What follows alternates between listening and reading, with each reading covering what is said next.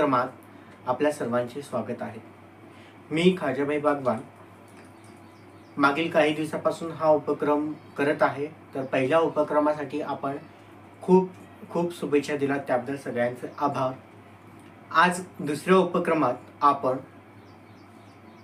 खेड्यातील राहणाऱ्या एका सक्षम कवयित्रीची आपण माहिती घेणार आहोत. शेतकरी कुटुंबातील एक मुस्लिम मराठी कवयित्री, त्यांची आपण माहिती घेणार आहोत व त्यांच्या पहिल्या पुस्तकाबद्दल जाणून घेणार आहोत. कवयित्री नूरजहां फखरुद्दीन शेख, राहणार गणेशगाव, तालुका माळशिरस, जिल्हा सोलापूर. हे त्यांचे सध्याचे वास्तव्यास असलेले गाव, म्हणजे त्यांचे सासर.